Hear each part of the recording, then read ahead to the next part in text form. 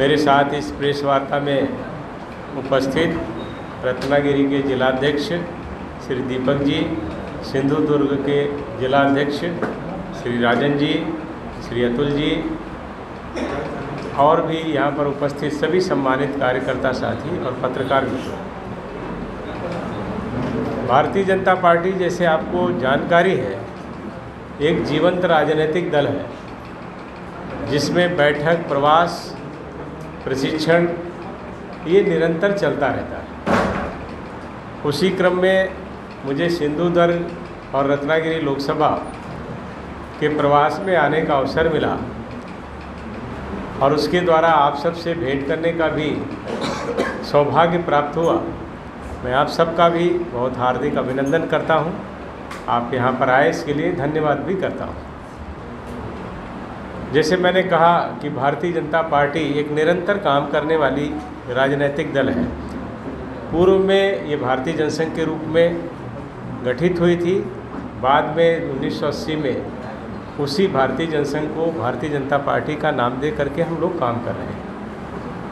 केंद्र सहित बहुत सारे प्रदेशों में हमारी सरकार है और राजनीतिक विस्तार की दृष्टि से दुनिया का सबसे बड़ा राजनीतिक दल भारतीय जनता पार्टी है, जिसके 18 करोड़ से ज़्यादा सदस्य हैं। उस नाते हम सब लोगों का प्रवास और कार्यक्रम लगातार चलता रहता है। उसी क्रम में आज हम यहाँ आए हैं और जब केंद्र सरकार में चूँकि मैं जुड़ा हुआ हूँ, इससे आवाज़ इको होता है उन सबको। उस दृष्टि से मैंने यहाँ पर आकर के इस ज़िले में भारतीय जनता पार्टी का संगठन कैसे काम कर रहा है, हमारे बूथ स्तर तक की समितियों के बारे में हमने विचार किया। यहाँ के कई ऐसे प्रमुख लोगों से मुलाकात हुई, कई योजनाओं को भी देखा। और चूँकि सिंधुदुर्ग और रत्नागिरी प्राकृतिक रूप से बहुत ही समृद्ध ज़िले हैं, यहाँ पर जिस तरह की प्रगति होनी चाहिए वह देखने को नहीं मिली, खासकर किसानों के लिए। और जो यहाँ के लोग हैं, नागरिक सुविधाओं की बात करें, उसी क्रम में मैंने केंद्र सरकार की जो योजनाएं हैं उनके विषय में भी यहाँ के जिला प्रशासन के साथ बातचीत की। कानून व्यवस्था के विषय में पुलिस के से भी बात की। पर्यटन स्थल के रूप में यहाँ पर क्या बातें हो सकती हैं, क्या संभावनाएं हो सकती हैं, उस पर भी हम सब ने अपने कार्यकर्ताओं के साथ, पदाधिकारियों के साथ चर्चा और विचार विमर्श भी किया। नव मतदाता सम्मेलन भी हमने एक उसको भी संबोधित किया और जो बच्चे अब नए मतदाता बनने जा रहे हैं उनसे भी हम लोगों ने एक सकारात्मक चर्चा की। ऐसे कई महत्वपूर्ण कार्यक्रमों के माध्यम से इन दोनों ज़िलों के विषय में और इस लोकसभा के विषय में जो जानकारियां आई हैं उसमें भारतीय जनता पार्टी कैसे यहाँ के लोगों के लिए सुविधाएं बढ़ाने का काम, यहाँ पर जो काम होने हैं उस पर कुछ योजनाएं बने। प्रदेश सरकार पूर्व में हमारी नहीं थी महाराष्ट्र में, जिसके कारण बहुत सारा नुकसान हुआ है। जनप्रतिनिधि जिस तरह से सक्रिय होने चाहिए, मैं उनकी आलोचना नहीं कर रहा, लेकिन यहाँ के जो जनप्रतिनिधि हैं जिनका सदन में प्रतिनिधित्व करते समय यहाँ की बातों को रखना चाहिए, जैसे हाई कोर्ट का एक जिक्र आया तो वो आपके सांसद महोदय को सदन में उस विषय को रखना चाहिए था, लेकिन उन्होंने नहीं रखा। अभी ये जानकारी आई जब ऐसे सारे प्रयास होंगे, अपीलेट कोर्ट की बात आई, इसी तरह से NH की बात आई, तो आज मैंने NH के विषय में, NH 66 के विषय में जो 84 किलोमीटर का लगभग वो रह गया था क्षेत्र, उस विषय में चर्चा की और उसका परिणाम ये हुआ कि उसका टेंडर हो गया है, कॉन्ट्रैक्टर भी तय हो गया है और बहुत जल्दी हम उस काम को भी पूरा कर लेंगे। ऐसी सारी व्यवस्थाओं के साथ साथ आपके ज़िले में कनेक्टिविटी की प्रॉब्लम थी, उसको भी हम लोगों ने चिन्हित किया है। ऐसे कई गांव आए हैं जहां पर अभी किसी तरह का कोई कनेक्टिविटी नहीं है, उसको हम 4G के माध्यम से सीधे कनेक्टिविटी से जोड़ेंगे तो आपके ज़िले में कनेक्टिविटी बढ़ेगी। ऐसी व्यवस्थाएं भी हम कर रहे हैं। NH की भी बात है, जो हमारे 500 से कम आबादी के गांव हैं उनको भी हम प्रधानमंत्री ग्रामीण सड़क के माध्यम से अगर छूटे हैं तो उनको भी जोड़ने का काम हमारा होगा। प्रधानमंत्री आवास शहरी और ग्रामीण दोनों योजनाओं की हमने समीक्षा की है। विद्युतीकरण का भी पूरा एक जायज़ा हुआ, पूरी जगहों पर विद्युतीकरण हो गया है। कुछ लोगों को अपने पर्सनल कनेक्शन चाहिए, उस पर भी बातचीत हुई है। इस तरह से इस लोकसभा क्षेत्र में जो विकास की आवश्यकताएं हैं, जो लोगों की ज़रूरतें हैं, जो जीवन जीने की सामान्य सुविधाएं हैं, उन पर हमने चर्चा की है।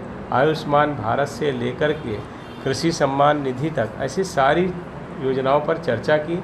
आपके यहाँ जो कृषि विज्ञान केंद्र है, उसके जो हम लोगों की केंद्र सरकार की योजना थी, जिससे लैंड टेस्टिंग की बात थी, जिसको सॉयल कार्ड भी हम कहते हैं कि मिट्टी का सॉयल हेल्थ कार्ड, मिट्टी के स्वास्थ्य की जांच, उसके अनुरूप आपको जो कृषि विज्ञान केंद्र यहाँ है उनको सूचना देनी चाहिए कि कैसे पेस्टिसाइड वगैरह कितना यूज करना चाहिए, क्योंकि रत्नागिरी का जो वन डिस्ट्रिक्ट वन प्रोडक्ट योजना में हमने तो यहाँ पर जो आम का लिया, आम की क्वालिटी में भी अंतर आ रहा है।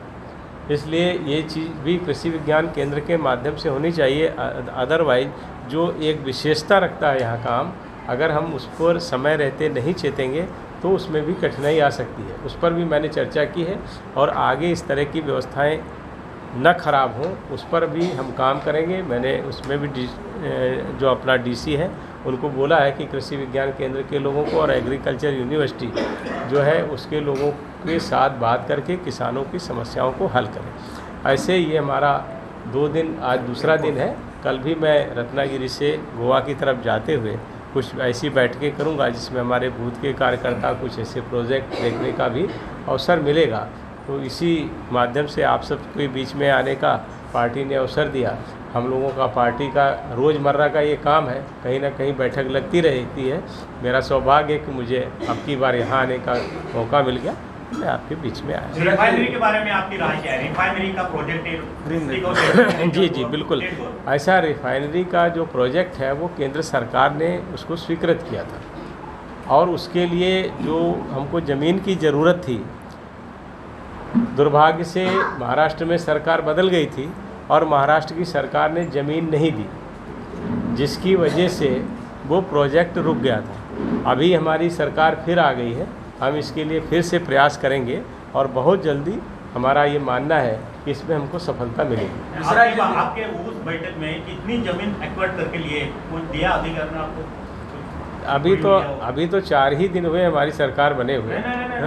पहले रिफाइनरी जमीन लोगों के लिए कोई बताया क्या आपने? नहीं अभी नहीं। देखिए, ज़मीन का एक्विजिशन जो है वो जो हमारी कंकरेंट सूची होती है उसमें प्रदेश सरकार को करना होता है। उस समय प्रदेश सरकार ने पूरी तरह से उसमें असहयोग किया, जिसकी वजह से हम वहाँ पर रिफाइनरी के प्रोजेक्ट को आगे नहीं बढ़ा पाए। सर, आपके दोनों जिले में सांसद नहीं है, सांसद लाने के लिए आपने अभी जो दौरा किया है 2 जिले में, आपने क्या तय किया है? देखिए, भारतीय जनता पार्टी चुनाव के लिए काम नहीं करती है, हम देश और देश के लोगों के लिए काम करते हैं। चुनाव आते जाते रहते हैं, चुनाव हमारा विषय नहीं है। हमारा विषय ये है कि अच्छे जनप्रतिनिधि चुने जाएं। और आपको अगर लगता है कि भारतीय जनता पार्टी अच्छा काम कर रही है, केंद्र में हमारी सरकार अच्छा काम कर रही है, विभिन्न प्रदेशों में अच्छा काम कर रही है, तो मैं निश्चित रूप से चाहूँगा कि भारतीय जनता पार्टी के सारे विधायक और सांसद आप चुनें। क्योंकि जिस तरह की स्थिति यहाँ पर हमने सांसद और विधायकों की देखी है, तो वो सामान्य बात को भी लोगों की उठा नहीं रहे।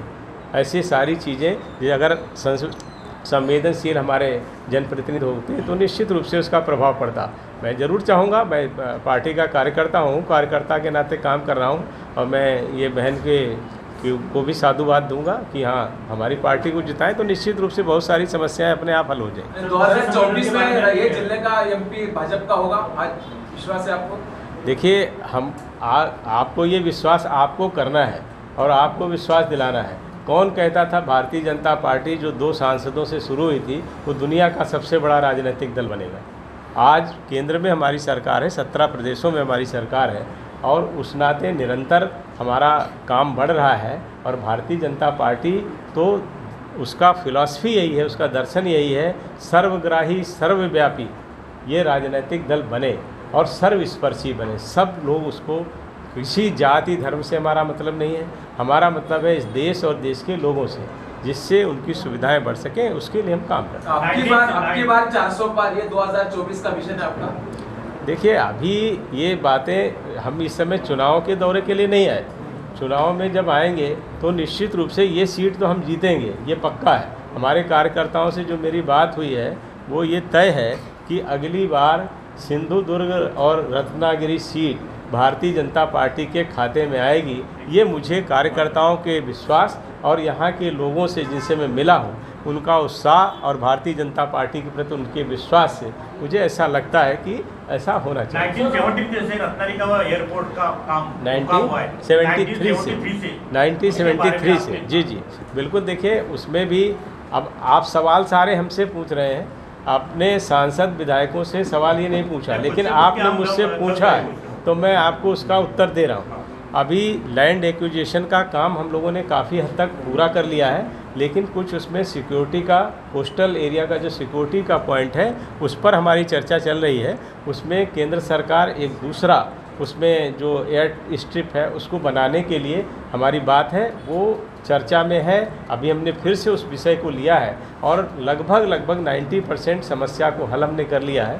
बहुत जल्दी जो दूसरी सिक्योरिटी से संबंधित समस्याएं हैं उनको भी दूर करके रत्नागिरी का एयरपोर्ट शुरू होगा। मिश्रा जी, आप कहते हैं केंद्र की योजना हम लोगों तक पहुंचाना चाहते हैं, पर आपको मालूम होगा कई सालों से यहाँ दूरदर्शन केंद्र बंद हुआ, लगभग आकाशवाणी केंद्र लगभग बंद, BSNL के भी 3-13 लगे हुए।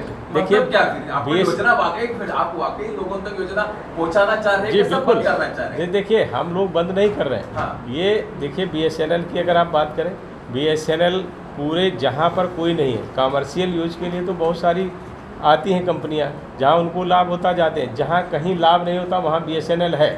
और आपके ज़िले में हमने वो गांव भी चिन्हित कर लिए जहाँ पर किसी का नेटवर्क नहीं है, और बहुत जल्दी 2 महीने के अंदर 4G को सीधे हम लेकर आने जा रहे हैं। वो मैंने अभी शुरुआत में जो बात कही वो आपको कही है, और 4G के माध्यम से हम पूरे रत्नागिरी और सिंधुदुर्ग में कनेक्टिविटी दे देंगे। दूरदर्शन, आकाशवाणी, ये भी तो बंद होने के पीछे।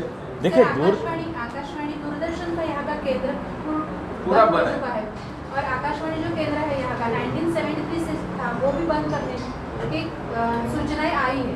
देखिए, उसके विषय में मुझे अभी आपके द्वारा मालूम हुआ, मुझे उसके विषय में बहुत जानकारी नहीं है। मैं उसकी भी जानकारी लूँगा और जानकारी लेकर के उसमें क्यों बंद हुआ और क्या वो खुल सकता है, इन दोनों विषयों पर विचार करके जो भी अच्छा होगा वो करेंगे। यहाँ के केंद्र की शुरुआत लालकृष्ण आडवाणी जी ने की थी 1973 में, और अब वो बंद करने जा रहे हैं। और केंद्र सरकार की जो सब योजनाएं हैं इस आकाशवाणी और दूरदर्शन केंद्र के माध्यम से देखिए, गाँव के लोगों के पास पहुंचती मैंने है। आपको कहा कि ये बात ये क्यों ऐसा लग रहा है कि वो बंद होने वाला है, इस पर हम देखेंगे कि क्या जानकारी आती है, क्योंकि मेरा तो ये पहला दौरा है। मैं इससे पहले इस क्षेत्र में कभी नहीं आया, अभी दूसरा ही दिन है, 1.5 दिन हुआ है। 1.5 दिन में जितनी सूचनाएं इकट्ठी की हैं वो मैं आपको बता रहा हूँ, लेकिन अगर कुछ अकारण बंद हो रहा है तो निश्चित रूप से हम उसको पुनर्स्थापित करने का काम करेंगे।